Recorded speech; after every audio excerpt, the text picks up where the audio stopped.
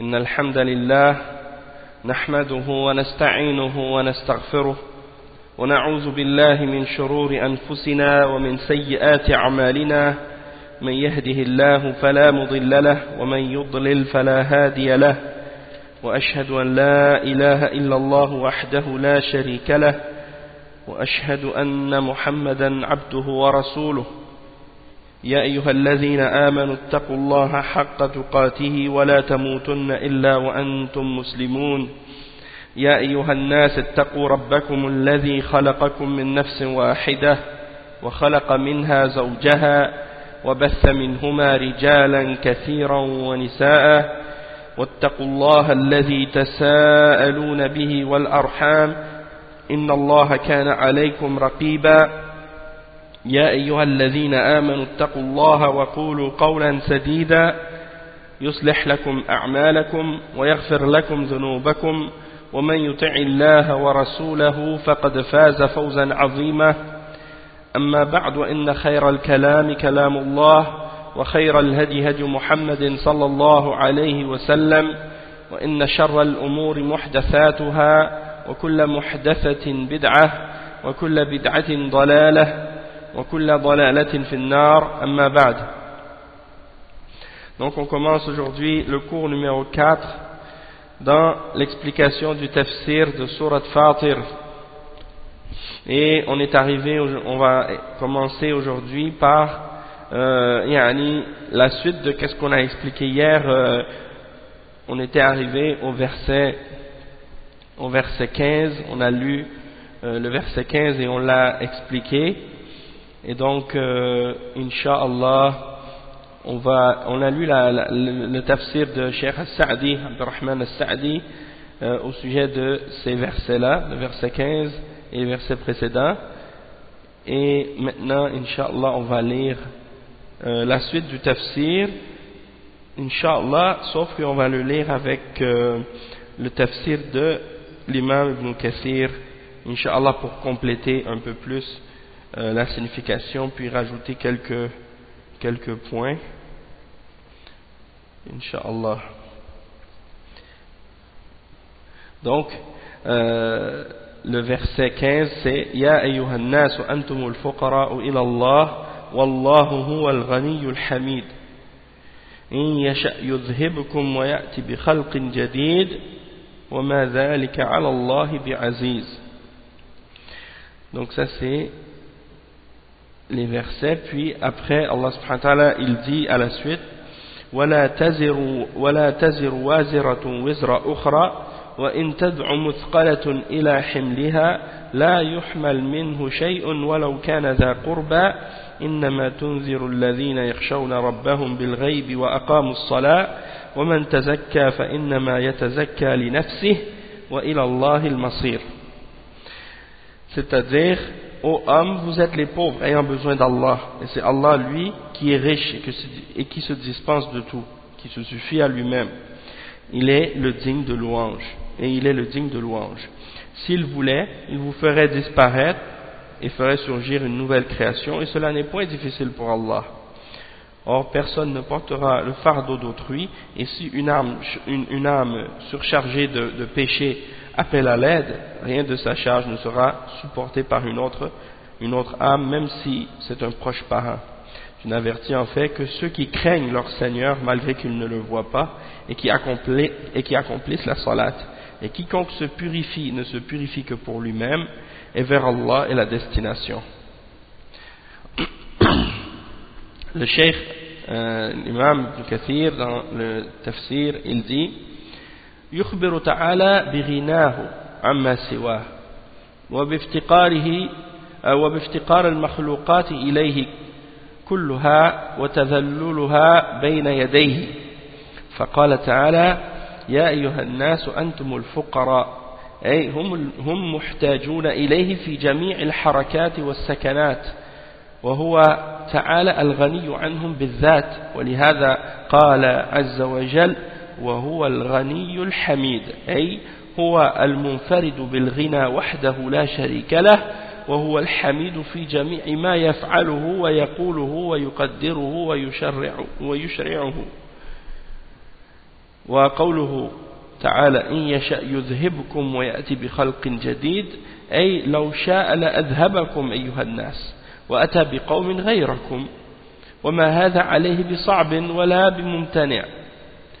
ولا ممتنع ولهذا قال تعالى وما ذلك على الله بعزيز. Donc le cheikh, l'imam Ibn Kathir, il explique, il dit que Allah subhanahu wa ta'ala nous informe dans ce verset de sa richesse, de sa richesse et du fait qu'il n'a aucun besoin de quoi que ce soit et de quiconque, et qu'il se suffit à lui-même. Et ça fait partie de ses noms et de ses attributs de perfection. Et c'est quelque chose qui lui est particulier, parce que tout ce qui est en dehors de lui a besoin de lui, tandis que lui n'a besoin de personne, il n'a besoin de rien, il se suffit à lui-même. Et en même temps c'est une chose qui distingue celui qui mérite d'être adoré de tout ce qui est adoré parmi les fausses divinités en dehors d'Allah subhanahu wa ta'ala, puisque tout ce qui est adoré en dehors d'Allah subhanahu wa ta'ala par les hommes ont besoin de quelqu'un, ont besoin de quelque chose, tandis que Allah subhanahu wa ta'ala, qui est al-ma'boud al-haq, celui qui est adoré en toute vérité, eh bien lui il n'a besoin de rien et il n'a besoin de personne, il n'a pas besoin de quoi que ce soit, il se suffit à lui-même. Et toutes les créatures ont un besoin et sont pauvres vis-à-vis de lui. Elles ont toutes besoin de lui et elles sont toutes soumises devant lui et humiliées devant sa présence, devant lui. فقال تعالى يا أيها الناس أنتم الفقراء إلى الله. Donc Allah subhanahu wa ta'ala il s'adresse à l'humanité tout entière. Il dit ô vous les hommes, vous êtes les pauvres ayant besoin d'Allah. C'est-à-dire vous êtes les gens qui êtes indigents, vous êtes dans le besoin d'Allah subhanahu wa ta'ala, dans tout ce que vous faites, dans tous vos mouvements et dans tous vos repos, peu importe dans quel état vous êtes, vous avez besoin d'Allah subhanahu wa ta'ala. Et tandis que lui, il est celui qui se suffit à lui-même, qui est riche en sa personne même, ça fait partie de son être, sa richesse fait partie de son être, et c'est pour cette raison-là que Allah subhanahu wa ta'ala dit justement wa huwa al-ghaniyyul hamid, et c'est lui le riche, celui qui se suffit à lui-même et qui est digne de louange, et c'est lui seul qui possède cette richesse, et il n'a aucun partenaire dans cette richesse, et il est al-hamid fi jami'i ma yaf'aluhu wa yaquluhu, et donc il est le digne de louange dans tout ce qu'il fait, dans tout ce qu'il dit et dans tout ce qu'il prédestine et qu'il détermine et dans tout ce qu'il a légiféré. Donc il est digne de louange dans toutes ces choses-là. Et il dit wa qawluhu ta'ala in yasha yudhhibukum wa ya'ti bi khalqin jadid. Si Allah subhanahu wa ta'ala le veut, il vous fera disparaître et ramènera une créature nouvelle. C'est-à-dire s'il voulait, il vous ferait disparaître vous tous, c'est-à-dire tous les êtres humains, il vous ferait tous disparaître, et il ramènerait une autre créature complètement différente. Et ça, ce n'est pas difficile pour Allah subhanahu wa ta'ala. Et donc ça nous fait comprendre la reconnaissance qu'on a et qu'on doit à Allah subhanahu wa ta'ala, du fait qu'il nous a créés et qu'il nous donne de ses grâces, et qu'il n'a aucun besoin de nous. Donc ça nous fait comprendre que dans ce cas-là on doit être encore plus reconnaissant. Il n'a aucun besoin de nous, c'est ça le point qui est important à comprendre, parce qu'il y a des gens qui pensent que si Allah subhanahu wa ta'ala nous a créés, c'est parce qu'il a besoin de nous. Pas du tout, il n'a pas besoin de nous, il n'a besoin de rien, il se suffit à lui-même. Et donc si on lui obéit, ça ne lui rajoute rien dans son royaume, et si on ne lui obéit pas, ou si on lui désobéit, eh bien ça ne lui enlève rien dans son royaume. Et comme les ulama l'ont expliqué, si on l'obéit et si on l'adore, c'est pour notre bien à nous et c'est pour nous-mêmes. Et si on lui désobéit et si on contredit ses ordres, et qu'on fait des péchés, eh bien c'est à nous-mêmes qu'on se fait du tort et c'est pas à lui. Contrairement à certains égarés ou certains pécheurs, certains mécréants qui veulent parfois défier Allah subhanahu wa ta'ala ou défier les croyants en montrant leurs péchés ou en exhibant leurs péchés devant eux, en pensant qu'en faisant ça, ils font du tort à Allah subhanahu wa ta'ala, ou qu'en pensant qu'en faisant ça, ils font du tort aux croyants, alors que la réalité, c'est qu'ils ne font que du tort à eux-mêmes. Hein? Et c'est ça la réalité.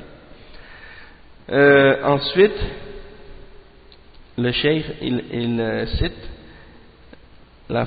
il mentionne que donc que ça c'est pas difficile pour lui. Si Allah subhanahu wa ta'ala voulait, il nous ferait disparaître tous et il ramènerait un autre peuple ou une autre créature qui nous remplacerait, et ça c'est quelque chose qui est facile pour Allah subhanahu wa ta'ala, et c'est pas du tout difficile ni impossible pour Allah subhanahu wa ta'ala, parce qu'il n'y a rien qui est difficile pour lui et il n'y a rien qui est impossible pour lui. Et donc lorsqu'on est conscient de ça, eh bien ça doit nous pousser à être encore plus obéissant et encore plus reconnaissant de la grâce d'Allah subhanahu wa ta'ala, et ça nous pousse également à avoir encore plus de crainte et d'humilité envers Allah subhanahu wa ta'ala. Hein?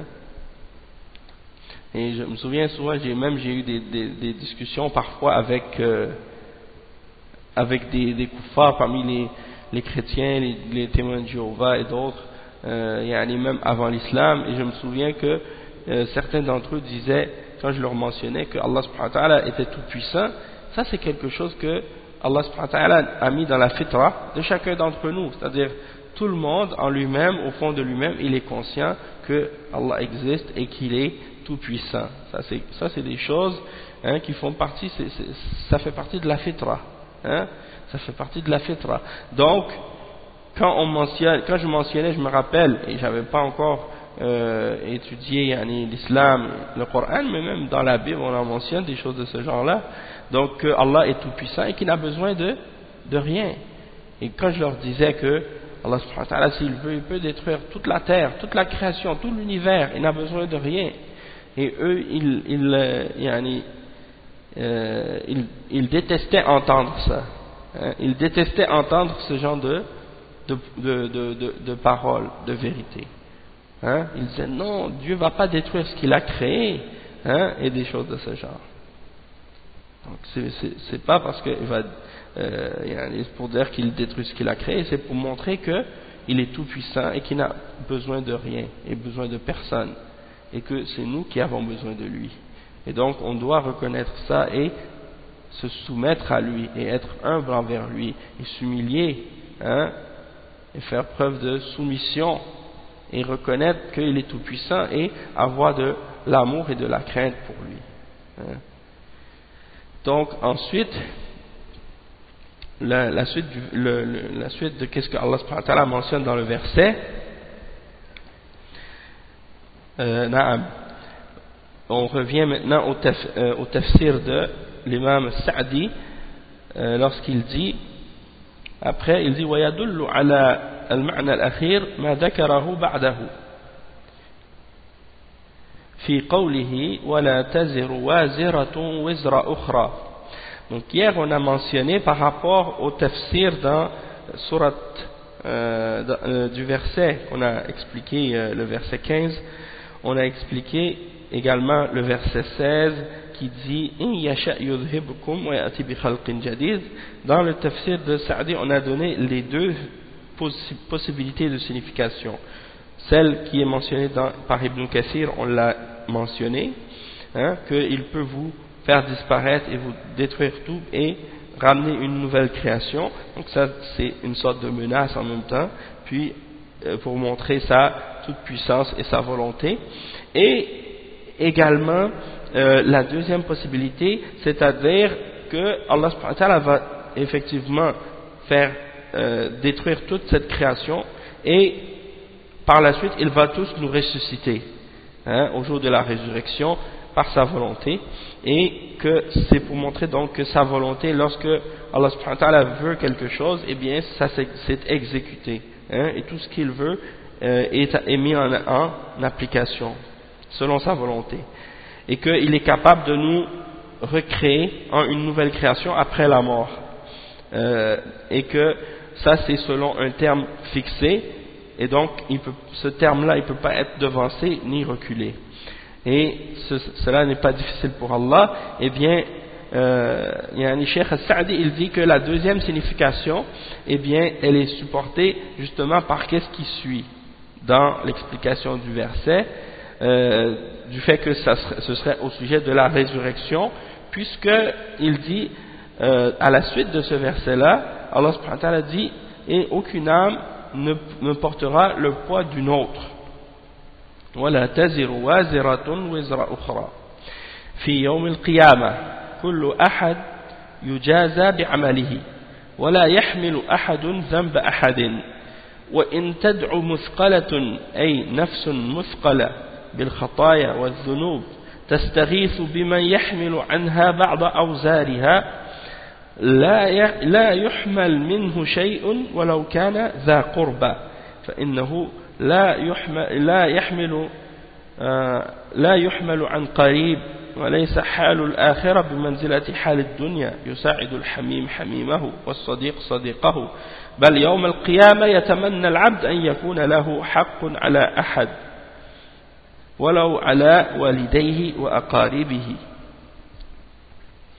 أي نعم. Donc Cheikh explique que au jour de la résurrection, chacun sera rétribué selon ses œuvres et personne n'aura apporté le péché de quelqu'un d'autre.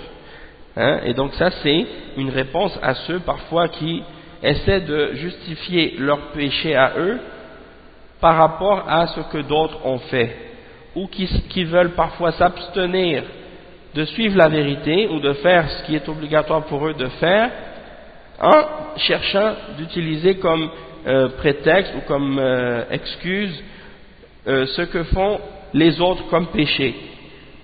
Par exemple, ceux qui vont dire « Ah mais moi je ne veux pas accepter par exemple l'islam parce que j'ai vu des musulmans qui font des mauvaises choses, ou qui font des péchés, ou qui font de l'injustice. » Ou qui pense à tout ce qui se passe aux autres autour de lui, comme argument ou prétexte pour ne pas suivre l'islam. Eh bien, ça c'est pas un argument, puisque ceux qui font des péchés ou des mauvaises choses parmi ceux qui se disent musulmans, eux ils seront jugés pour ça, et toi tu seras jugé pour toi. Donc, pense à ta propre personne, dans le sens que commence par te sauver toi-même, et accepter la vérité pour toi-même et appliquer ce que Allah t'ordonne, et puis par la suite tu pourras penser aux autres, mais pour l'instant commence par toi-même, commence par toi-même et pense à tes péchés à toi au lieu de penser aux péchés des autres. Donc ça c'est un point important dans ce sens-là, pour dire bien, préoccupe-toi pas du péché des autres ou des erreurs des autres. Si eux ils ont désobéi, c'est pas quelque chose qui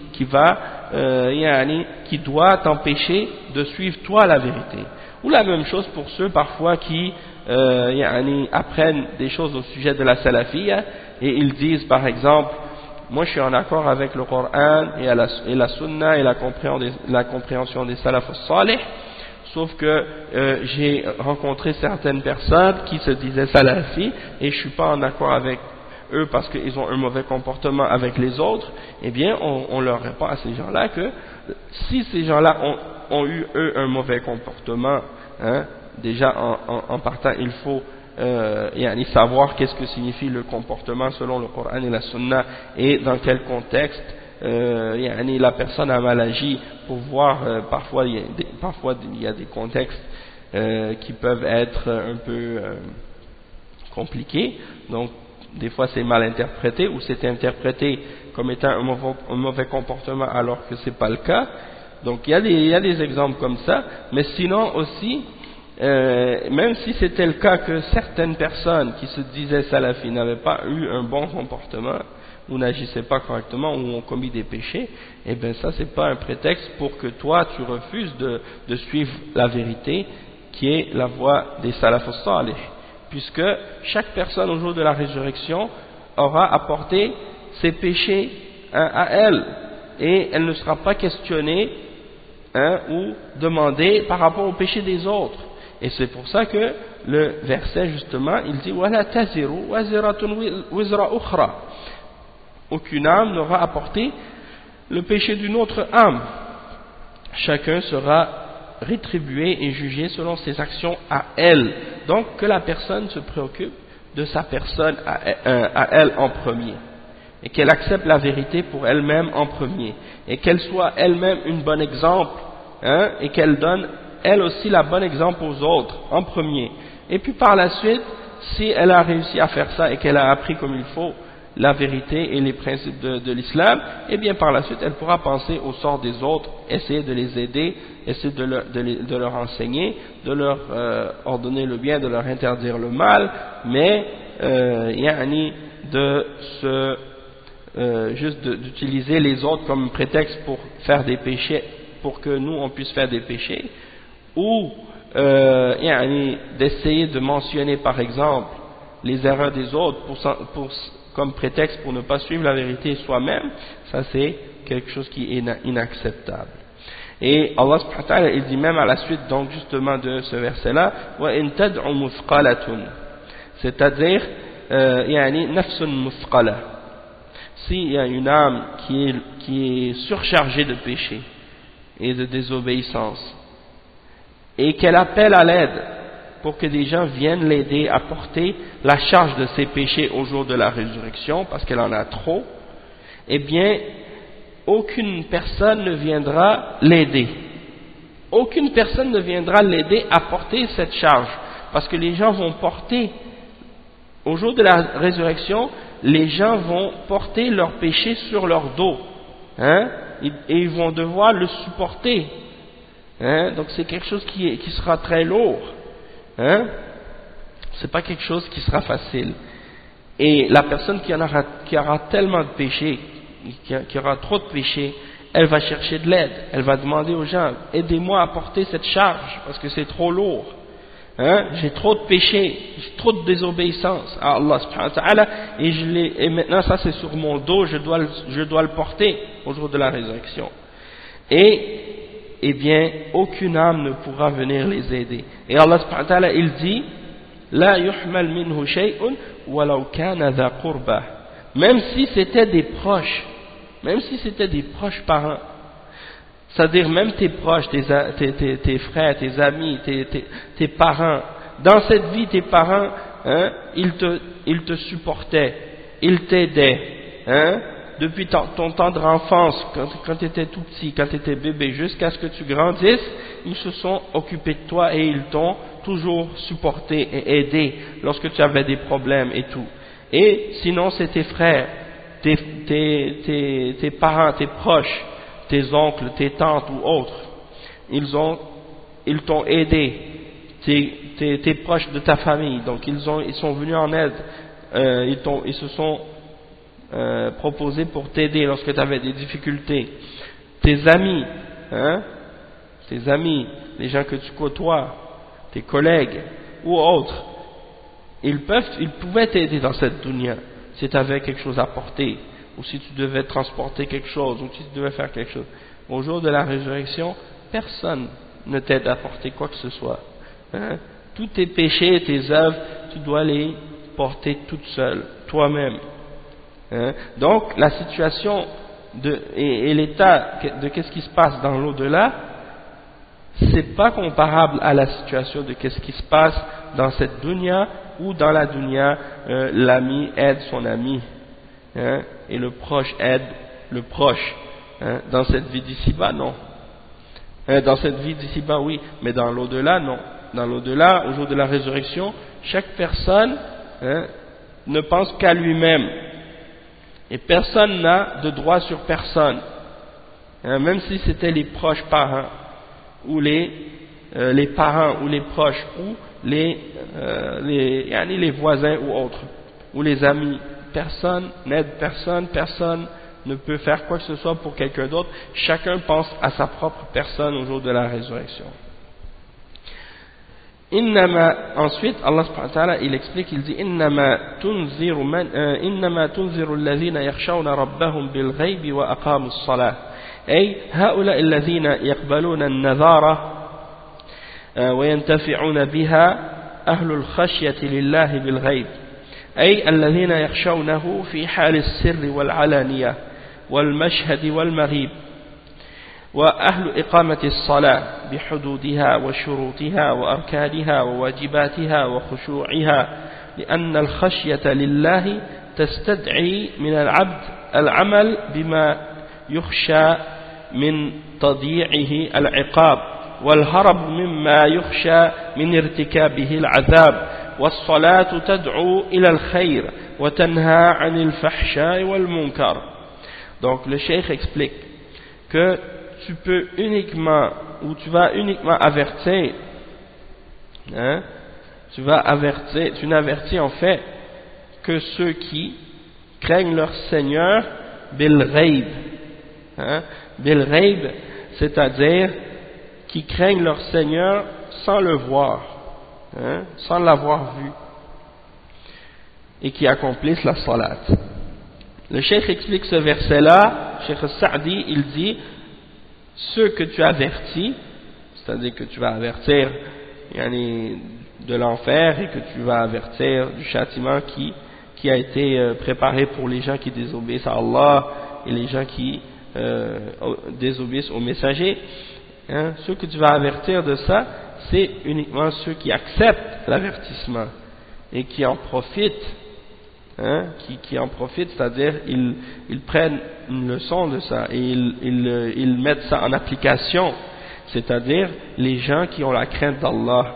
Bil ghaib, c'est-à-dire qu'ils craignent Allah dans les moments où ils sont en secret et dans les moments où ils sont devant les autres, que ce soit en secret ou en public, que ce soit ouvertement ou caché. Ce sont les gens également qui établissent la salat, et qui établissent la salat, mais pas juste n'importe quelle salat, qui établissent la salat avec ses conditions, avec ses limites, avec ses règles, avec ses piliers, avec ses obligations, avec sa concentration et son humilité. Ça c'est la salat qui est exigée de la part d'Allah subhanahu wa ta'ala. Et le cheikh explique que les gens qui ont la crainte d'Allah, c'est les gens qui ont la crainte d'Allah et que cette crainte-là les amène, c'est la crainte d'Allah qui amène le serviteur à agir d'une façon qui fait que elle craint que, c'est-à-dire que le cheikh explique que la crainte d'Allah subhanahu wa ta'ala, c'est quelle crainte?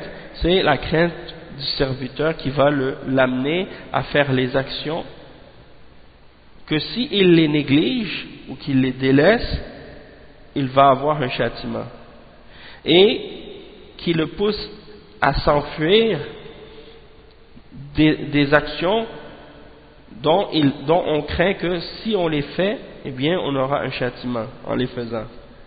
Donc c'est ça le but de la crainte en fait.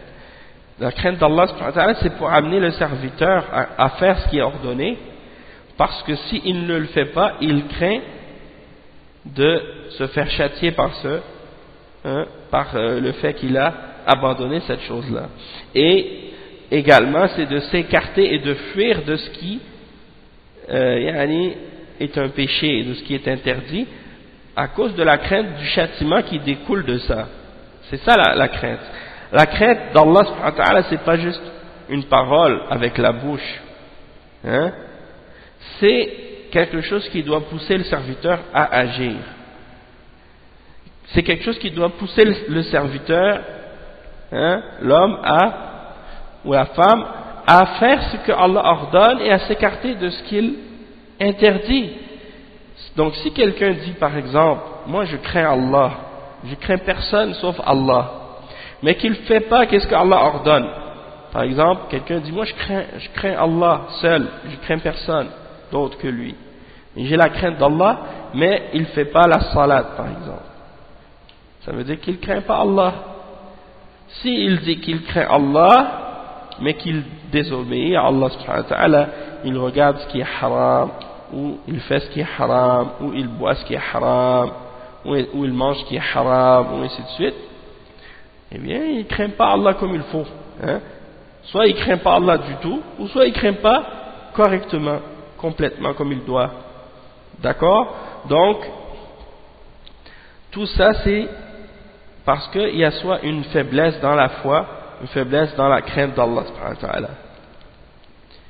Et la personne, donc quand elle a établi sa salat correctement, cette salat, elle doit avoir un effet aussi sur lui. Et cet effet, c'est que ça doit l'amener à faire le bien et à s'écarter et à cesser de faire les péchés, la turpitude et le mal. Hein? Parce que des fois, on remarque que il y a des gens qui font la salat, et ça c'est une chose qui est vraiment surprenante et étonnante parfois, qu'ils font la salat 5 fois par jour, et même parfois ils prient la prière à la mosquée, mais qu'il n'y a rien qui change dans leur façon de vivre, et dans leur façon d'être, et dans leur façon de s'habiller, et dans leur façon d'agir, et dans leur comportement, et dans leurs habitudes de vie. C'est comme si ils font ça juste comme si c'était une habitude qu'ils ont pris. Hein? Mais en dehors de ça, il n'y a rien qui change. Ils ne font pas d'efforts pour augmenter leur compréhension et leur connaissance de l'islam.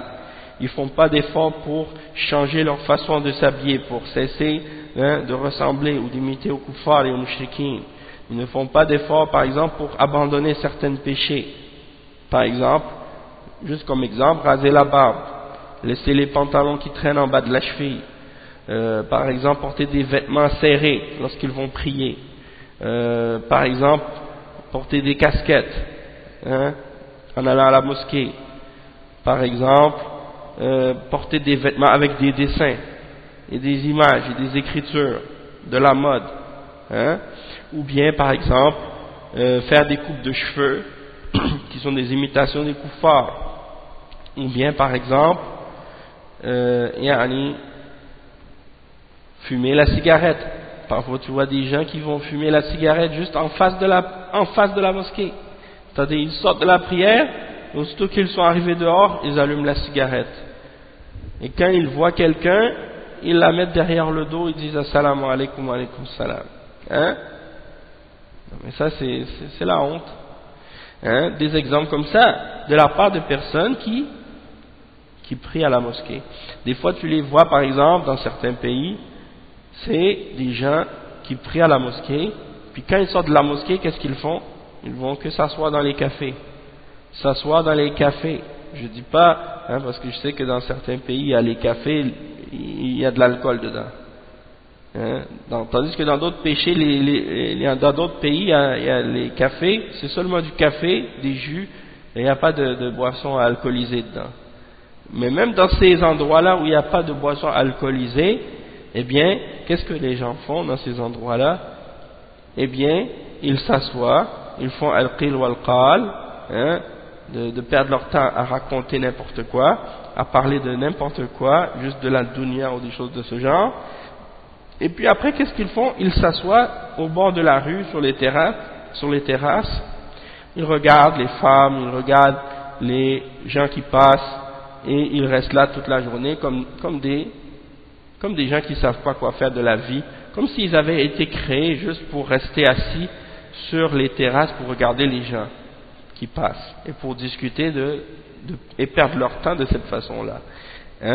Et on dirait que c'est devenu un mode de vie pour une partie de la population dans les pays musulmans et dans les pays non musulmans.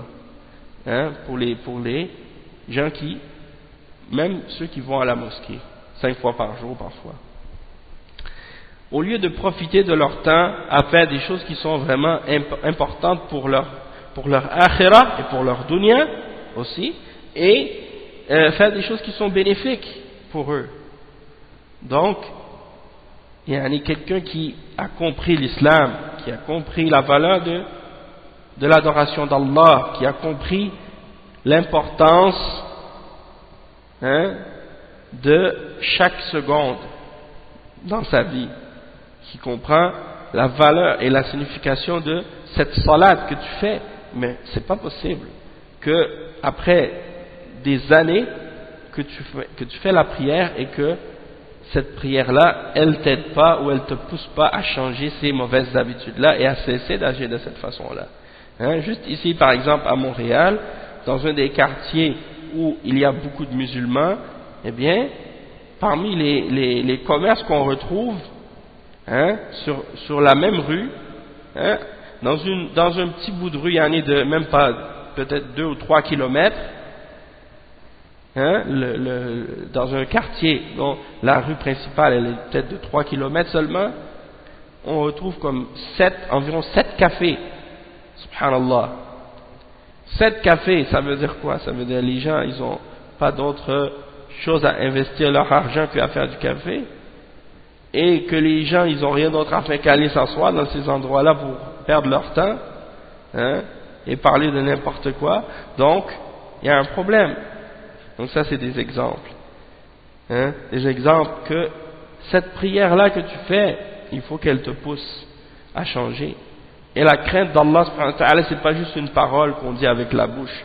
Des fois, tu vois des gens qui prient pas, qui jeûnent pas, qui font aucun acte d'adoration, qui désobéissent tous les commandements d'Allah, hein, et puis quand ils parlent avec quelqu'un pour se montrer dur ou se montrer fort, hein, ils disent moi j'ai peur de personne sauf d'Allah, hein, en voulant dire j'ai pas peur de toi, j'ai pas peur de quelqu'un d'autre, j'ai peur de personne, j'ai juste peur d'Allah.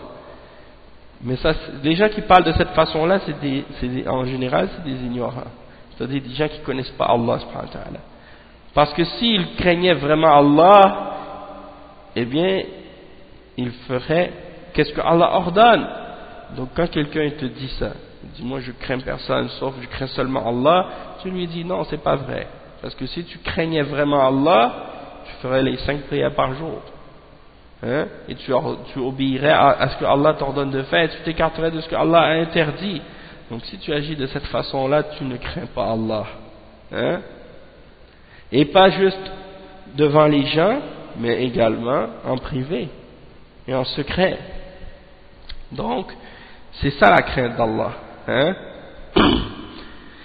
Inch'Allah, tawfiq, wa sadad. On demande à Allah subhanahu wa ta'ala qu'il nous aide et qu'il nous donne cette crainte et qu'il emplisse notre cœur de cette crainte en lui, hein, cette crainte qui nous pousse à l'obéir et qui nous pousse à nous écarter de ce qui est haram et qu'il mette également en nous l'amour en lui, l'amour de ce qu'il aime et également son amour et l'amour de ceux qui l'aiment et de ceux qu'il aime, hein, qui nous pousse justement à vouloir l'obéir et qui nous pousse à vouloir faire encore plus d'efforts dans son adoration. Ensuite, Allah subhanahu wa ta'ala, il dit وَمَنْ تَزَكَّى فَإِنَّمَا يَتَزَكَّى لِنَفْسِهِ. Cheikh il dit أي ومن زكى نفسه بالتنقي من العيوب كالرياء والكبر والكذب والغش والمكر والخداع والنفاق ونحو ذلك من الأخلاق الرذيلة وتحلى بالأخلاق الجميلة من الصدق والإخلاص والتواضع ولين الجانب والنصح للعباد وسلامة الصدر من الحقد والحسد وغيرهما من مساوئ الأخلاق فإن تزكيته يعود نفعها إليه ويصل مقصودها إليه ليس يضيع من عمله شيء وإلى الله المصير فيجازي الخلائق على ما أسلفوه ويحاسبهم على ما قدموه وما عملوه ولا يغادر صغيرة ولا كبيرة إلا أحصاها ولا يغادر صغيرة ولا كبيرة إلا أحصاها. Donc le cheikh explique ensuite, il dit quiconque se purifie, s'est purifié, ne se purifie que pour lui-même et vers Allah est la destination. Donc le cheikh As-Sa'di il explique que celui qui a purifié sa personne, qui a purifié son âme en la nettoyant des imperfections et des défauts qu'il y a dans son âme, comme par exemple l'ostentation, il a purifié et nettoyé son âme des différentes formes de riya, d'ostentation, de vouloir faire des actions ou de dire des choses pour se faire voir et pour se faire louanger et glorifier des autres, et non pas pour Allah seul. Donc ça c'est ar-riya, il faut se purifier de ça. Il faut se purifier également de l'arrogance qu'on peut avoir ou de l'orgueil qu'on peut avoir dans notre cœur et de la fierté, ou bien yani al-kibr, donc le fait de, comme le prophète sallallahu alayhi wa sallam il a expliqué, al-kibr, qu'est-ce que c'est? C'est batr al-haq wa ghamt al-nas, c'est-à-dire al-kibr, l'orgueil, l'arrogance, c'est quoi? C'est de rejeter la vérité et de mépriser les gens, c'est ça. Ou bien du fait que tu te sens supérieur aux autres ou supérieur à tes frères ou aux autres personnes en général, et que tu rejettes la vérité, tu refuses de te soumettre par fierté, par orgueil, parce que tu t'élèves toi-même, tu te grandis toi-même. Et la pire orgueil, bien entendu, c'est l'orgueil envers Allah.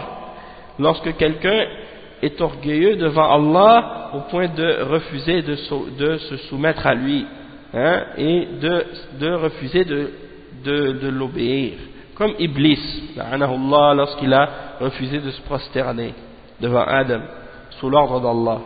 Et également lorsque quelqu'un rejette le message des messagers par fierté, par orgueil, par arrogance, eh bien ça c'est des exemples, ça c'est kufr. Tandis que si quelqu'un il est fier et arrogant ou orgueilleux devant ses frères dans son comportement avec eux et des choses de ce genre, eh bien ça aussi c'est quelque chose qui est mauvais, parce que le croyant n'a pas le droit de mépriser un autre croyant, et également le mensonge des personnes qui prennent comme comportement le mensonge. Ils mentent dans leurs paroles, ils mentent dans leurs actions, et ils prennent l'habitude de mentir et de dire le contraire de la vérité. Et ça, c'est un des pires comportements. Un des pires comportements. Et al-rish aussi, le fait de tricher, de tricher de tricher d'autres personnes, de tricher dans le commerce, de tricher dans nos interactions avec les gens, de tricher dans le travail, de tricher dans les examens à l'école, de tricher, peu importe dans quel domaine que tu triches, tu déformes la vérité, tu mens, ça fait partie des pires comportements. De même que al-makr wal-khida', d'agir par ruse et par complot, d'agir par sournoiserie, par trahison, de trahir les gens, trahir leur confiance. Ça c'est parmi les pires comportements que quelqu'un peut avoir. An-nifaq, l'hypocrisie. Et qu'est-ce qu'on appelle parfois aussi dhul wajhain, dhul wajhain, c'est-à-dire celui qui a deux visages. Celui qui a deux visages. Avec des gens, il parle d'une façon et il leur dit oui, on est d'accord, on est ensemble, c'est correct, qu'est-ce que vous faites, je suis avec vous. Puis il va vers les gens qui sont en opposition avec les gens de la vérité par la suite, que ce soit parmi les kuffars, les mushrikines, comme les hypocrites, ceux qui détestent l'islam, qui ont une hypocrisie majeure, une hypocrisie majeure, c'est-à-dire qui les fait sortir de l'islam, parce que dans leur cœur ils sont des ennemis de l'islam, mais ils le cachent, ils se font passer pour des musulmans alors qu'au fond de leur cœur ils sont pas musulmans, ils sont juifs ou chrétiens ou idolâtres ou athées ou laïcs ou communistes ou démocrates ou socialistes ou autres, mais ils ne sont pas musulmans, mais ils se font passer pour des musulmans.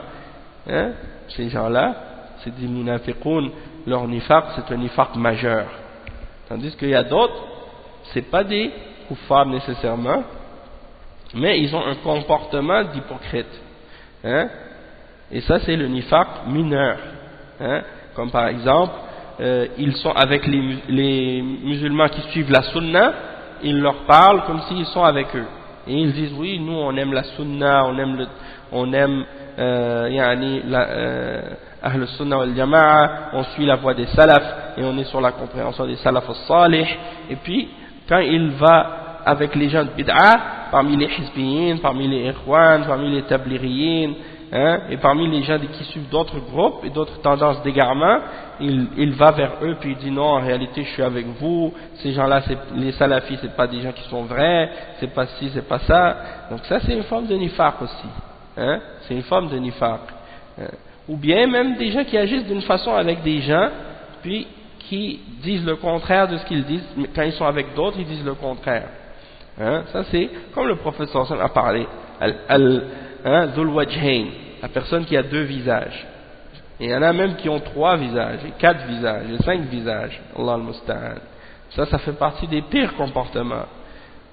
C'est comme des gens qui agissent comme des caméléons. Ça c'est parmi les pires comportements que le musulman il n'a pas le droit d'avoir. Tu vois des musulmans par exemple, Allah al-Musta'an, quand ils sont avec des kuffars au travail, et qu'ils voient que des kuffars qui se moquent de certains aspects de la religion, eh bien ils rient avec eux, ils rigolent avec eux, et ils rentrent dans les blagues avec eux contre les musulmans, contre l'islam. Et puis quand il retourne avec les musulmans, il parle comme s'il est avec les musulmans. Ça c'est une forme de nifaq. Ça c'est une forme de nifaq grave. Parce que se moquer de l'islam c'est kufr. Se moquer de l'islam et des musulmans et des aspects de la sunna, c'est kufr. Ça fait partie des nawaqid de l'islam. Il y a des gens qui ne prennent pas ça au sérieux. Également,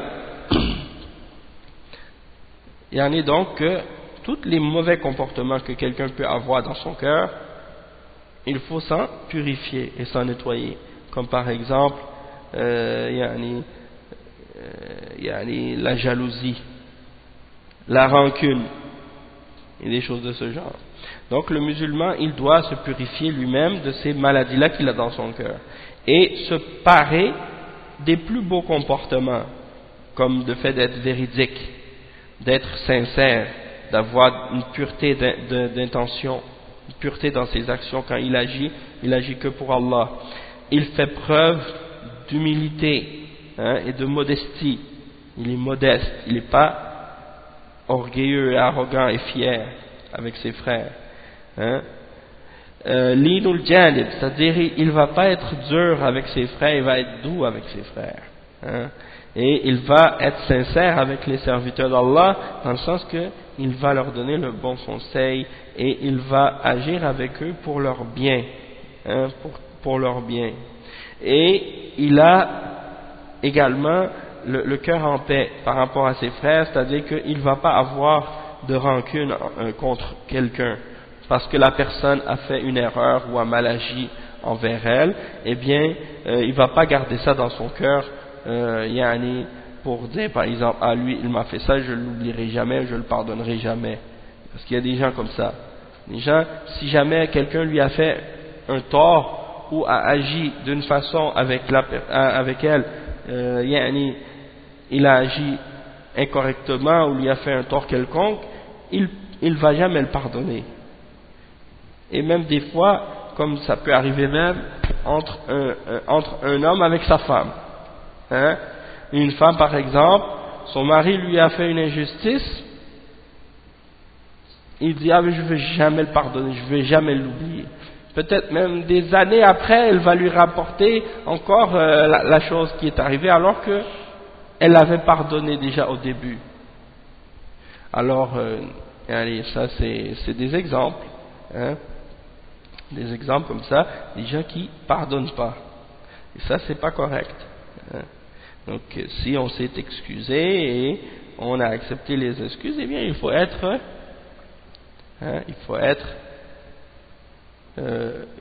le cœur en paix. Il faut oublier la rancune qu'on peut avoir.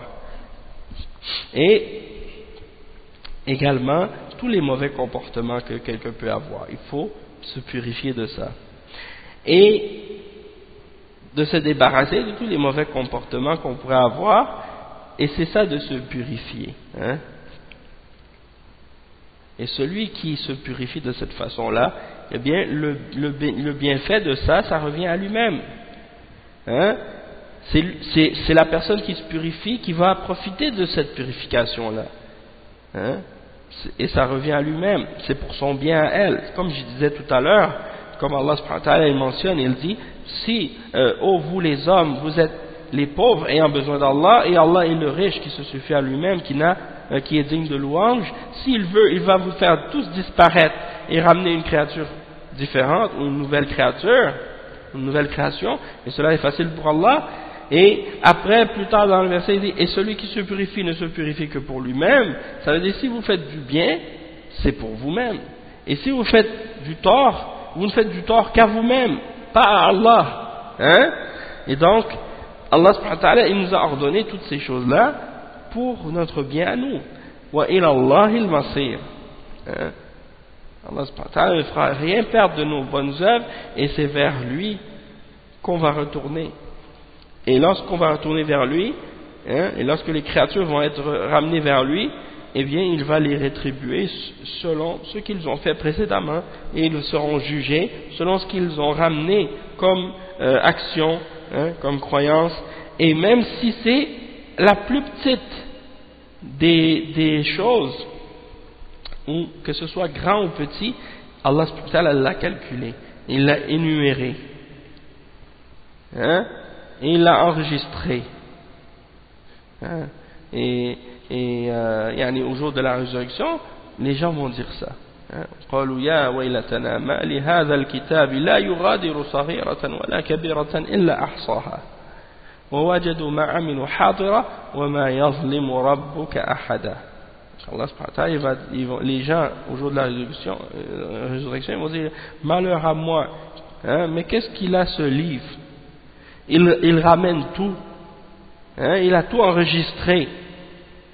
Il n'y a pas une petite chose, ou une grande ou une petite chose, excepté qu'elle est enregistrée dedans et calculée. Et ils trouvent tout ce qu'ils avaient fait présent devant eux, et ton Seigneur ne fait d'injustice à personne. C'est pas ton Seigneur qui t'a fait une injustice, c'est toi-même qui as mal agi, et tu récoltes ce que tu as semé. Parce que dans le livre, il n'y a que ce que tu as fait et ce que tu as dit. Donc, ça c'est par rapport à qu'est-ce qui a été dit dans le tafsir de Cheikh Sa'di à propos de ces versets-là, et dans le tafsir de Ibn Kathir, il dit وَقَوْلُهُ وَلَا تَزِرُ وَازِرَةٌ وِزْرَ أُخْرَى أي يوم القيامة وإن تدعو مثقلة إلى حملها أي وإن تدعو نفس مثقلة بأوزارها إلى أن تساعد على حمل ما عليها من الأوزار أو بعضه لا يحمل منه شيء ولو كان ذا قربى أي وإن كان قريبا إليها حتى ولو كان أباها أو ابنها كل مشغول بنفسه وحاله. C'est exactement ce qu'on a dit tout à l'heure à propos du fait que chaque âme aura apporté ce qu'elle a fait elle-même. Même si un proche ou ton père ou ton fils, tu lui demandes de l'aide, personne ne va t'aider. Dans cette vie, oui, dans cette vie, tu demandes à ton père, il t'aide. Tu es un parent, tu demandes à ton fils, aide-moi à porter telle chose, il t'aide. Mais au jour de la résurrection, personne n'aide personne, chacun pour soi. Et il dit ثم قال تبارك وتعالى إنما تنذر الذين يخشون ربهم بالغيب وأقاموا الصلاة أي إنما يتعظ بما جئت به أولو البصائر والنهى الخائفون من ربهم الفاعلون ما أمرهم به. Donc il dit que ceux qui vont profiter du rappel d'Allah, c'est uniquement ceux qui vont profiter de ce que tu as ramené, de ce avec quoi tu es venu, c'est-à-dire le messager. Allah subhanahu wa ta'ala, comme le cheikh il mentionne, celui qui va prendre des leçons de ce que tu as ramené, en voulant dire le messager, qu'est-ce qu'il a ramené, et ceux qui font la da'wa aussi, lorsqu'ils appellent à Allah, ceux qui vont profiter de ce que tu mentionnes comme exhortation ou comme leçon ou comme durus ou comme enseignement, eh bien c'est uniquement les gens qui ont la compréhension et l'intelligence, hein, et qui craignent leur Seigneur et qui font ce que Allah leur a ordonné de faire. ومن تزكى فإنما يتزكى لنفسه أي من عمل صالحا فإنما يعود نفعه على نفسه وإلى الله المصير. Donc, celui qui fait du bien, c'est lui qui va en profiter. Et celui qui fait du mal, c'est contre lui-même. وإلى الله المصير.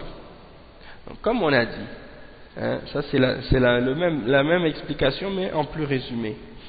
Ensuite il dit dans la suite des versets, là c'est le verset 19, le verset 19 et 19 à 24.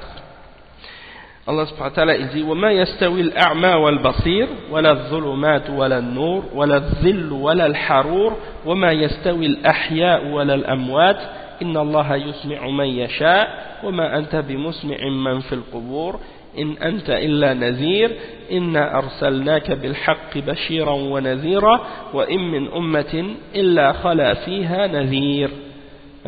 Donc, c'est-à-dire, l'aveugle et celui qui voit ne sont pas égaux, ni les ténèbres et la lumière, ni l'ombre et la chaleur ardente, de même que ne sont pas égaux les vivants et les morts. Allah fait entendre qui il veut, alors que toi, Muhammad, Allah subhanahu wa ta'ala s'adresse au prophète, tu ne peux pas faire entendre ceux qui sont dans les tombeaux.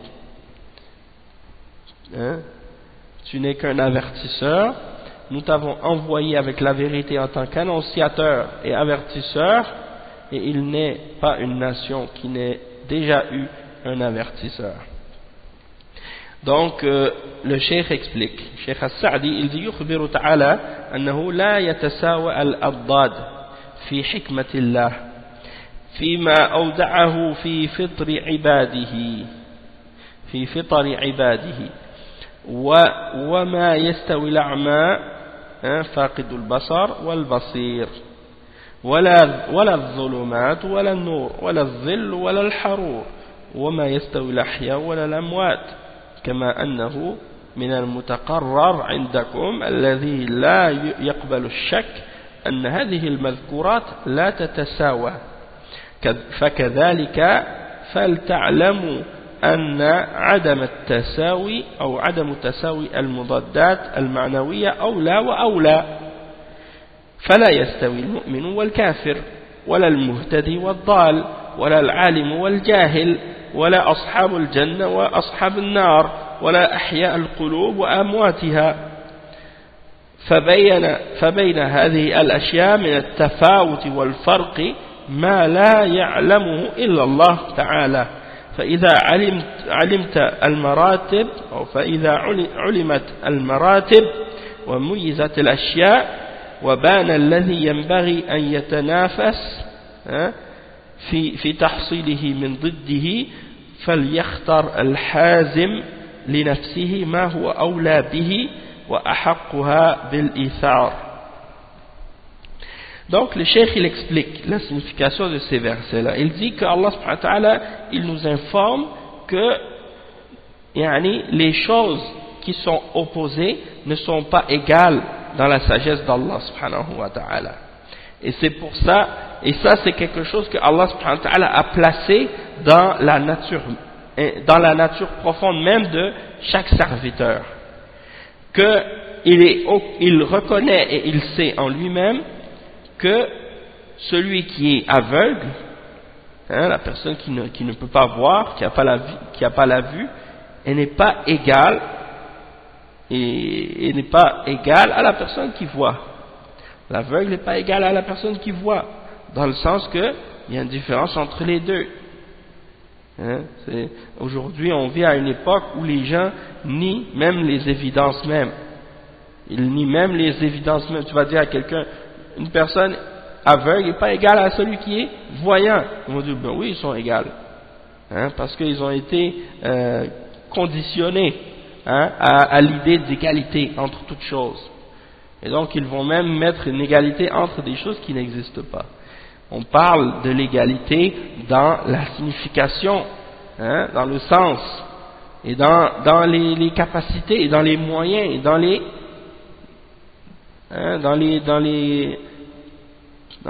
les choses qu'on est capable d'accomplir. Donc c'est sûr qu'il y a une différence entre le fait d'être voyant et d'être aveugle. Et s'il y a quelqu'un qui a un doute à ce sujet-là, hein, qui pense que les deux c'est égal, alors qu'il se crève les yeux et puis qu'il sorte dehors pour voir est-ce que c'est la même chose. Hein? Il y a une différence entre les deux. Et les deux ne sont pas équivalentes.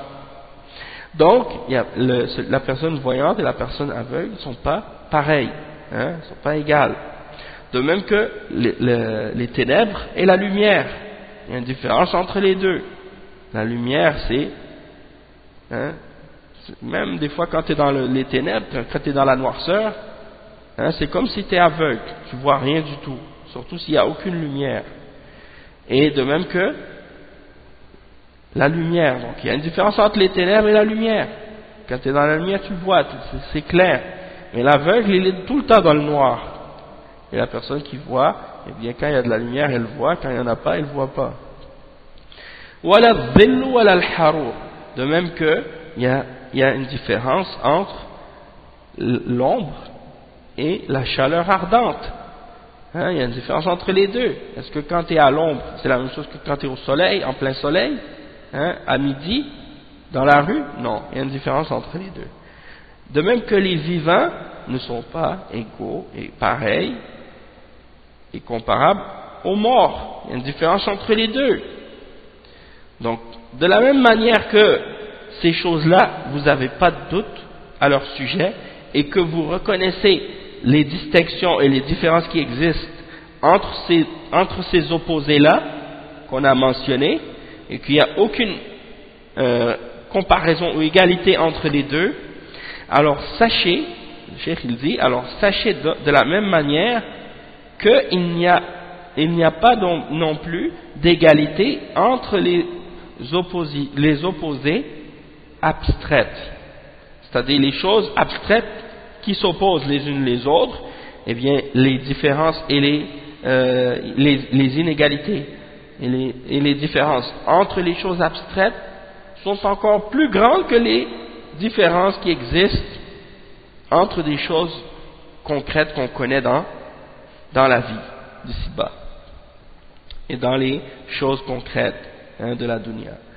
Donc, par exemple, le cheikh il dit comme par exemple, de la même manière qu'on a dit que les choses qu'on a comparées qui sont opposées sont pas pareilles, eh bien la même chose, on ne peut pas dire que le croyant est égal au mécréant.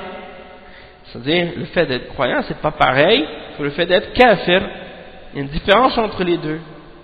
De même que le fait d'être guidé et le fait d'être égaré. Hein, c'est deux opposés complètement différents et c'est complètement inégal. Les deux, il n'y a pas d'égalité entre les deux, il n'y a pas de comparaison possible. Et il dit également entre le savant et l'ignorant. Est-ce qu'on peut dire que le savant et l'ignorant, les deux sont égaux? Hein? Non, c'est comme le jour et la nuit. De même que les gens du paradis, est-ce qu'ils sont comparables et égaux aux gens de l'enfer? Non, il n'y a pas d'égalité entre ces gens-là. Donc, de la même manière qu'on dit que celui qui est vivant, il n'est pas égal à celui qui est mort, ou ne sont pas pareils à celui qui est mort, eh bien, celui qui est vivant les gens qui sont vivants sur la terre, mais que certains d'entre eux sont vivants parce qu'ils ont un cœur vivant, parce qu'ils sont croyants, et les autres qui ont un cœur mort, parce qu'ils sont des koufars, ils ne croient pas en Allah, ils n'obéissent pas en Allah, et ils ne croient pas en sa révélation, eh bien, les deux ne sont pas comparables non plus. Donc, entre ces opposés-là qu'on a mentionnés, qui sont des opposés dans les choses abstraites, qui sont des choses de la foi ou de la croyance, ou des choses qui ont rapport avec la foi en l'au-delà et la foi en al-Ghaib, eh bien, les différences entre ces choses-là, eh bien, elles sont des différences qui sont tellement grandes que c'est seul Allah subhanahu wa ta'ala qui peut vraiment savoir l'écart qui existe entre les deux. Tellement les différences sont grandes et écartées entre ces deux catégories-là, comme le croyant et le kafir, ou l'égaré et le guidé, et des choses de ce genre. Et donc, lorsque tu as compris donc les différents degrés et les différentes catégories des choses, et que tu les as distinguées, eh bien maintenant tu dois faire ton effort pour essayer de compétitionner dans le but d'obtenir justement ce qui est à l'opposé de ce qui est mauvais, et d'essayer de faire ton possible pour obtenir justement l'exemple de la foi. Et ça c'est quelque chose que lorsqu'on lit le Coran et la Sunna, eh bien on arrive le plus possible à distinguer. Et je peux juste par exemple, je vous donne un exemple par rapport à qu'est-ce que je peux dire par rapport à qu'est-ce que j'ai connu moi-même, par rapport à des exemples de qu'est-ce que j'ai connu dans la religion chrétienne avant l'islam et maintenant. Et je peux dire que pour beaucoup de gens qui sont dans le christianisme ou dans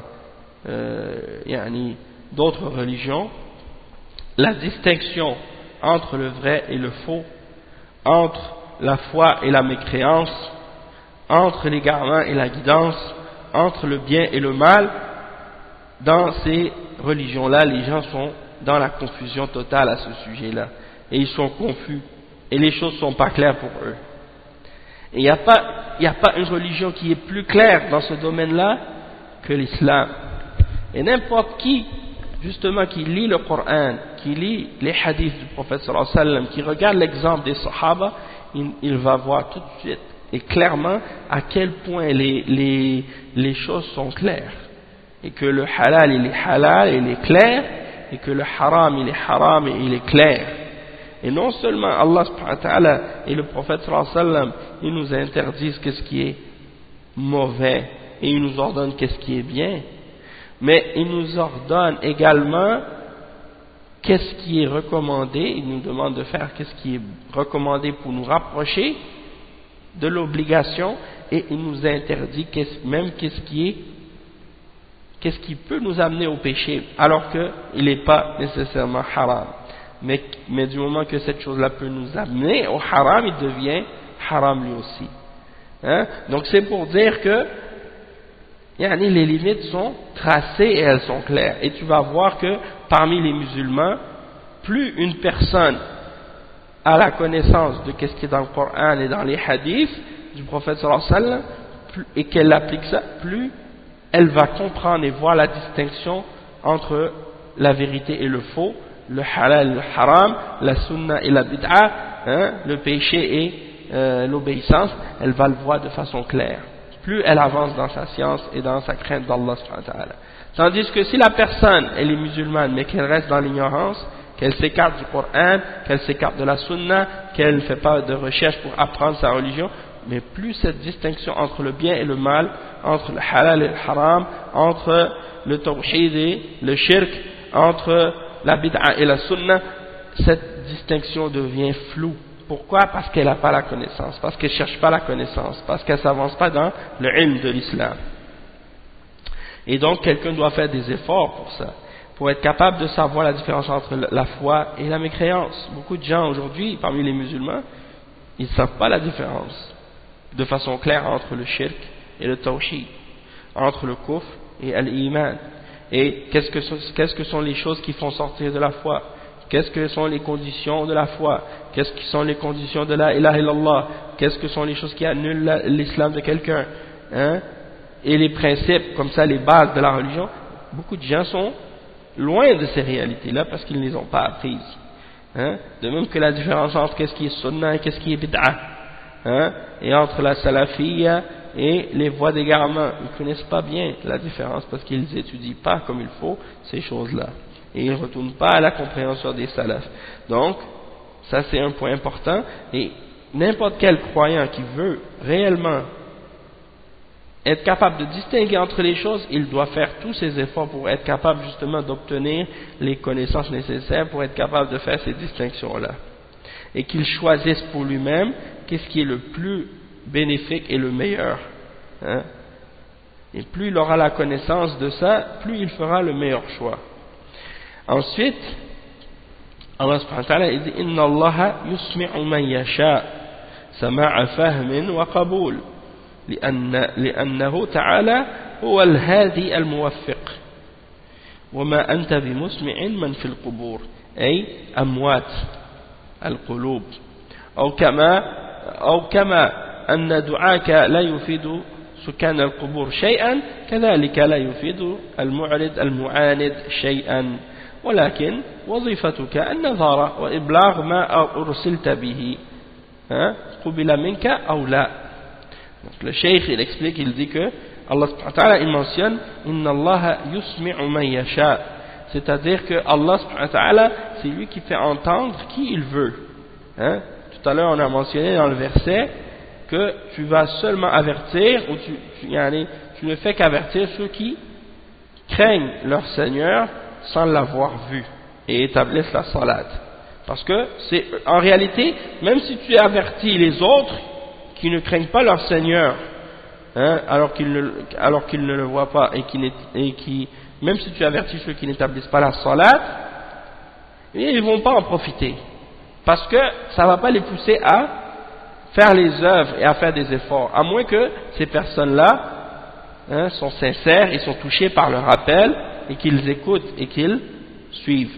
Mais dans ce verset ici, Allah subhanahu wa ta'ala il dit Inna Allah yusmi'u man yasha, Allah subhanahu wa ta'ala fait entendre qui il veut. Qu'est-ce que ça veut dire? Est-ce que ça veut dire que Allah subhanahu wa ta'ala fait entendre qui il veut dans le sens il donne l'ouïe à qui il veut? Non, il parle, tout le monde qui ont les l'ouïe, qui ont la capacité d'entendre, les capacités auditives, ils entendent la parole d'Allah, et ils entendent le Coran quand il est récité, ils entendent les explications qui leur sont mentionnées, et tu vas voir le mu'min, et tu vas voir le pécheur, et tu vas voir le kafir, et tu vas voir les gens qui suivent leur passion, tout le monde entend, quand ils écoutent les paroles, ils entendent.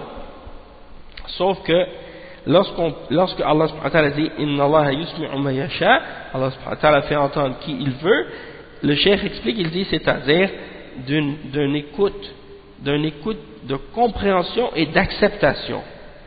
Donc c'est pas juste d'écouter, plutôt c'est pas juste d'entendre quelque chose, mais c'est de l'écouter, de le comprendre et de l'accepter. Et c'est de cette écoute-là dont on parle. Innama yastajibu alladhina yasma'un. C'est uniquement ceux qui entendent qui répondent à l'appel. Mais de quelle entente on parle ici? On ne parle pas juste du fait d'entendre avec les oreilles. Même les animaux entendent. Allah subhanahu wa ta'ala justement il dit وَمَثَلِ الَّذِينَ كَفَرُوا كَمَثَلِ الَّذِي يَنْعِقُ بِمَا لَا يَسْمَعُ إِلَّا دُعَاءً وَنِدَاءً. Donc Allah subhanahu wa ta'ala il compare les kuffars par exemple lorsqu'on les appelle à l'islam à des bêtes, à des animaux. Lorsqu'on les appelle, lorsque tu appelles un animal, est-ce que l'animal il comprend qu'est-ce que tu dis? Il ne comprend pas qu'est-ce que tu dis.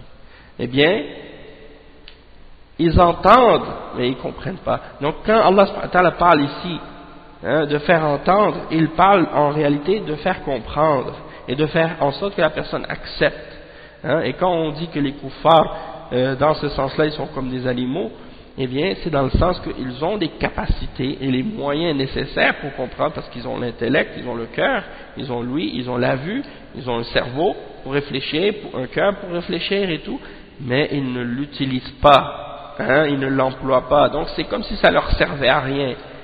Et dans ce sens-là, même, ils sont pires que des animaux, puisque les animaux n'ont pas la capacité, alors on ne peut pas les blâmer. C'est pas comme celui qui a la capacité mais qui ne l'utilise pas. Et donc ils n'entendent pas. C'est comme s'ils n'entendaient pas. لأنه تعالى هو الهادي الموفق. Donc Allah subhanahu wa ta'ala c'est lui qui guide, c'est lui qui donne le succès. Et Allah subhanahu wa ta'ala dit au prophète dans ce verset-là, sallallahu alayhi wa sallam, il dit وَمَا أَنْتَ بِمُسْمِعٍ مَنْ فِي الْقُبُورِ. Et tu ne peux pas faire entendre ceux qui sont dans les tombes. hein, tu ne peux pas faire entendre ceux qui sont dans les tombeaux, c'est-à-dire, le cheikh il dit, c'est-à-dire ceux qui ont les cœurs morts.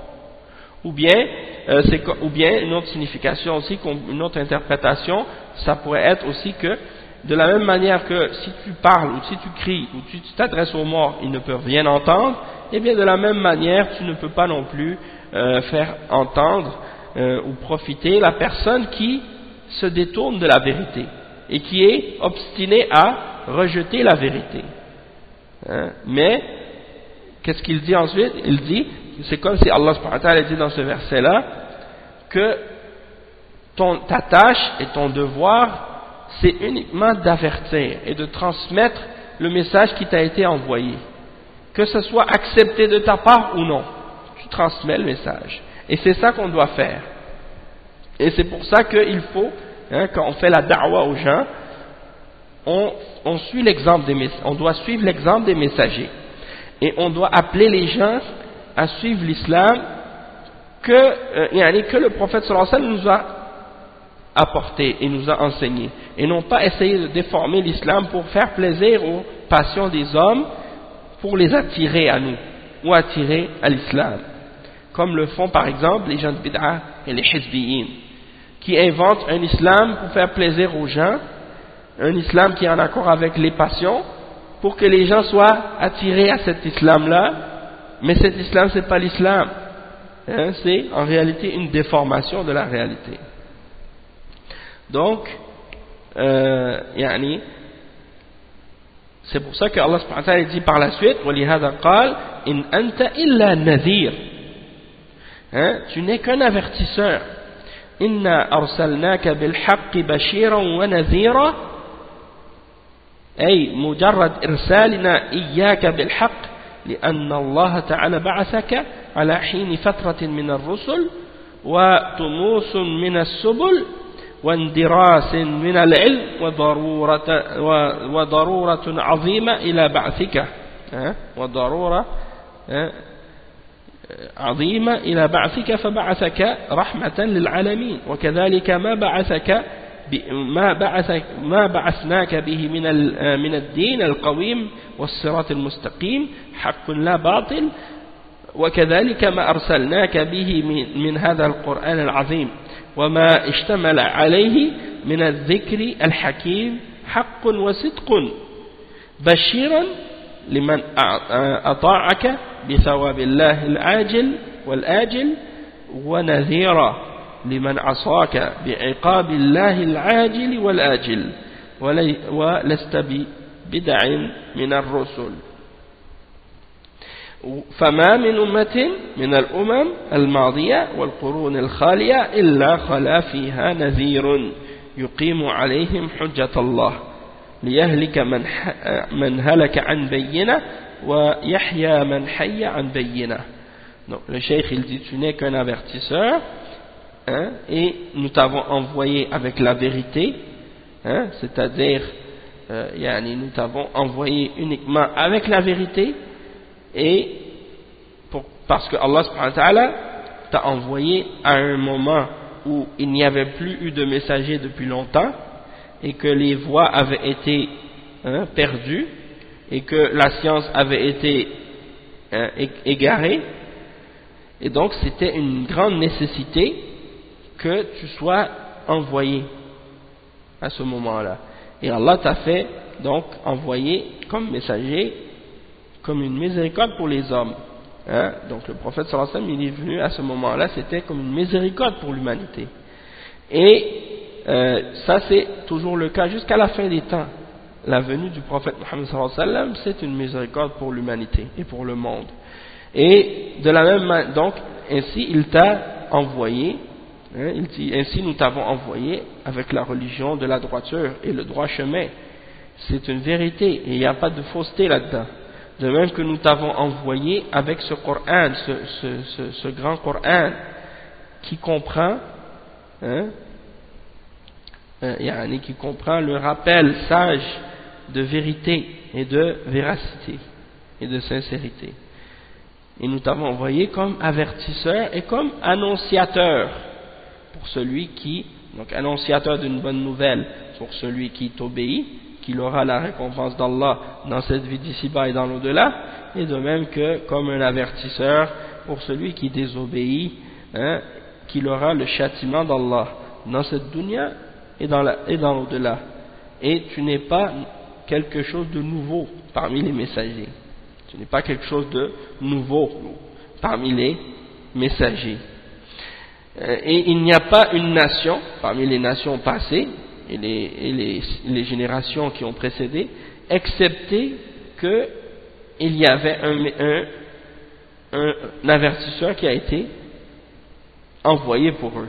وَإِن مِّنْ أُمَّةٍ إِلَّا خَلَا فِيهَا نَذِيرٌ. Il n'est pas une nation qui n'ait déjà eu un avertisseur. Et la raison pour ça, c'est que Allah subhanahu wa ta'ala veut établir la preuve sur eux, pour que celui qui périsse après que la preuve lui a été clarifiée. Donc c'est comme s'il choisit de périr lui-même, parce que la preuve a été établie sur lui, ou que s'il choisit de prendre la vie et de suivre les messagers, eh bien il va vivre après avoir reçu la preuve justement du fait qu'il suit qu'est-ce qui a été envoyé par Allah subhanahu wa ta'ala, et il a eu la promesse de la récompense. Donc il va suivre et obéir au messager, et donc il aura la vie à cause de ça, et il suivra ça avec preuve. Donc ça, c'est ce qui a été mentionné dans ces versets-là à ce sujet. Et dans les versets dans le tafsir de l'imam Ibn Kathir, il reclarifie ces points-là en disant de façon plus résumée, il dit كما لا تستوي هذه الأشياء المتبينة المختلفة كالأعمى والبصير لا يستويان بل بينهما فرق وبون كثير كما لا تستوي الظلمات ولا النور ولا الظل ولا الحرور وكذلك لا تستوي الأحياء ولا الأموات وهذا مثل ضربه الله تعالى للمؤمنين وهم الأحياء والكافرين وهم الأموات كقوله تعالى أو من كان ميتا فأحييناه وجعلنا له نورا يمشي به في الناس كمثله في الظلمات ليس بخارج منها وقال عز وجل مثل الفريقين كالأعمى والأصم والبصير والسميع هل يستويان مثلا فالمؤمن بصير سميع في نور يمشي على صراط مستقيم في الدنيا والآخرة حتى يستقر به الحال في الجنات ذات الظلال والعيون والكافر أعمى وأصم في ظلمات يمشي لا خروج له منها بل هو يتيه في غيه وضلاله في الدنيا والآخرة حتى يفضي به ذلك إلى الحرور والسموم والحميم وظل من يحموم لا بارد ولا كريم. Et naam, donc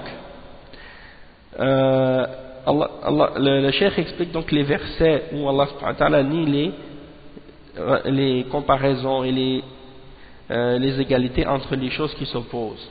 Et donc le cheikh dans le tafsir Ibn Kathir, il dit que ces choses-là qui sont différentes et opposées ne sont pas égales. Il nie cette égalité-là, comme l'aveugle et le voyant ne sont pas égaux. Et il y a des grandes différences entre les deux. De même que les ténèbres et la lumière, l'ombre et la chaleur ardente. De même que les vivants et les morts ne sont pas égaux. Et ça, c'est un exemple que Allah subhanahu wa ta'ala donne pour les croyants, c'est-à-dire que ce sont eux qui sont les vivants, et les kafiroun, les kuffars, qui sont les morts. Et ça, c'est expliqué dans plusieurs autres versets, comme le verset dans lequel Allah subhanahu wa ta'ala mentionne ce qui signifie, est-ce qu'on peut comparer celui qui est mort, puis que nous avons ramené à la vie, et que nous lui avons donné une lumière dans laquelle il marche parmi les hommes, est-ce que celui-là est comparable à celui qui vit dans les ténèbres et qui n'en sort pas? Ça, c'est un premier verset. Et c'est clair qu'il n'y a pas d'égalité entre les deux, et de ressemblance entre les deux. Et l'autre verset, l'exemple des deux groupes sont comme les vivants et les sourds, et les voyants et les audients, comme l'aveugle et le sourd, le voyant et l'audient. Est-ce que les deux sont égaux? Donc c'est comme si Allah subhanahu wa ta'ala dans ce verset-là, il compare le croyant et il le mentionne comme étant celui qui voit et qui entend et qui est dans la lumière et qui marche sur un chemin droit dans la dunya et dans l'au-delà, et dont la situation où l'état va être établi de façon permanente et éternelle dans le paradis, et qu'il sera donc dans le paradis sous les ombres et les ruisseaux, et qu'il compare donc le kafir lui à celui qui est aveugle et qui est sourd et qui vit dans les ténèbres et qui marche dans les ténèbres et qui n'en sort jamais, et qui reste constamment dans son errance et dans son égarement, et dans sa déviation dans la dunya et dans l'au-delà, jusqu'à ce que cela l'amène vers la chaleur ardente et la fumée de l'enfer, de même que l'eau bouillante. Il n'a pas d'ombre excepté l'ombre de la fumée qui brûle, et il n'a pas de fraîcheur, et il n'a pas d'amis, rien, personne. Il reste dans l'enfer comme ça. Donc ça c'est deux choses totalement différentes et opposées, et c'est certain que l'une n'est pas égale à l'autre. Et si tu demandes à n'importe qui, à n'importe quel être humain, lequel des deux tu préfères, dans quel de ces deux groupes-là tu veux appartenir, auquel de ces deux groupes-là tu veux appartenir, et c'est certain qu'ils vont choisir le parti ou le côté des croyants. Et c'est pour ça qu'Allah subhanahu wa ta'ala donne cet exemple-là, justement pour faire réfléchir les hommes et pour les amener à faire le bon choix.